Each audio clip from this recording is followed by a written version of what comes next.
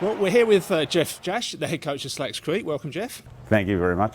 You came into this season as the new head coach of Slacks Creek. Did you achieve your initial goal for the season, or do you feel the side maybe underachieved? It's always one of the interesting questions. When I came and I spoke to the committee, my promise was that they'd be better than last year. And we'd engage the club and we'd engage the supporters, and we would engage juniors to come along. Yes, we did that. Then we got out of the blocks really quick. We had 6 straight wins, and suddenly our ambitions probably got a little bit ahead of ourselves, and we started to dream that we could get into finals football, something the club hadn't done for a while. Then, like all things do in the year, reality kicked in, injuries kicked in. Other teams started to take us a lot more seriously when we'd rock up to games and come up with a plan. And we didn't make the top 4, but we got ourselves in a situation right at the end of the year here against KPR. All we needed was 1 goal. We peppered that goal right up to the 90th minute. Couldn't get it, didn't make the top 4. After that game, we sat down, thought about it, and went, no, we've had a good year. We've had a really good year. We've developed a squad. We got good numbers to training. We've got good culture in the club. So yeah, did achieve the goals. Have you strengthened the side? Key signings that you'd like to divulge with us? When it comes to strengthening the side, we strengthen our side by training well, training hard. So our side will be better than last year because we train well. Our reserves are better, our first teams are better, our reserves train really hard to put pressure on the first team. Yes, there are some players that will come in, but no name that I would divulge or say that they're a signing. Anyone that comes here has to work hard to get into the first team.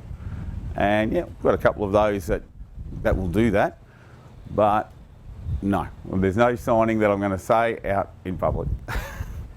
What's your expectations for 2020? 2020, last year, we wanted to be better than the year before, and we did that. This year, we want to get the club into semi-final football. We need to get the club into semi-final football just for the sake of supporters, the committee, the kids who come along to the games. We really need this year to get both squads, first and reserves, and make the club proud of their senior squads and make them realise that the senior squad is trying their very, very best for them. So semi-final football is our aim. What involvement do you have with the juniors at the club, and are you looking to bring any of those through to senior football? Like all clubs, we are trying to get juniors involved and get them up into the senior ranks. Probably at this club at the moment, there's a big gap between where we can and where we can't. We are actually going to probably have 2 under-18 squads next year, so that's a big improvement for the club.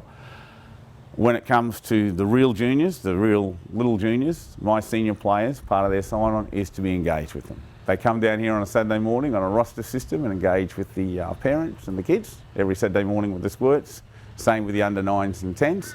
Some of them also help out some of the older grades with training, particularly where coaches lack a bit of experience, because a lot of my players have got their coaching certificates, which makes it very, very, very handy for me to say, hey, can you go down and give this guy a hand? And they do it quite willingly. So it's been a really great engagement we've developed.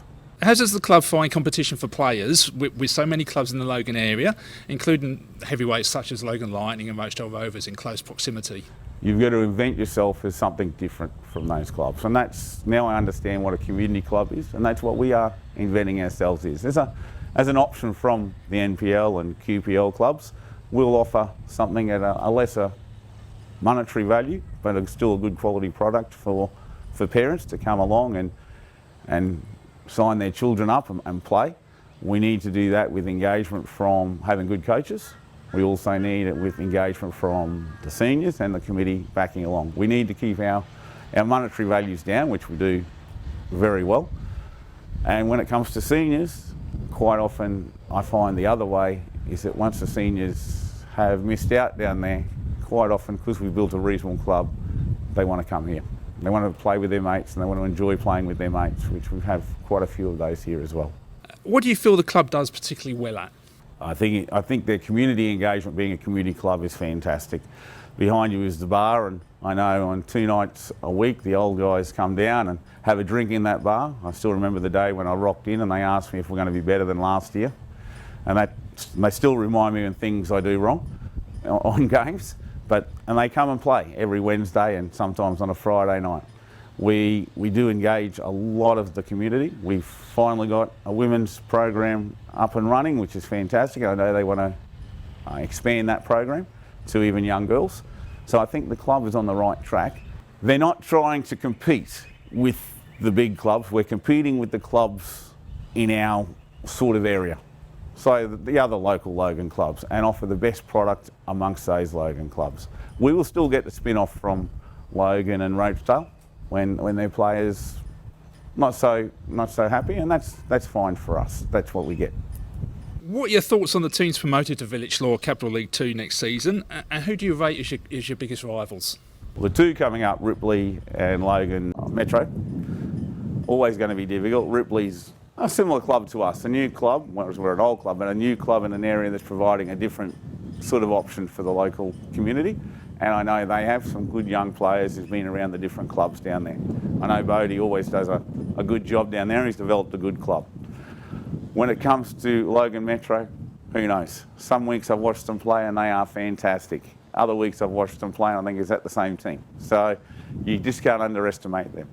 When it comes to the teams, I think we're going to be competing up the top with KPR and Westside are the two that concern me the most. I think they've got a good basis of squads, but once again, in this league, there could be a whole lot of backpackers move in locally to a Cat 2 club, and that club suddenly becomes the best club going round. So, who knows? All right, Jeff, well, look, thanks very much for your time this afternoon, and all the best for the season ahead. Thank you very much.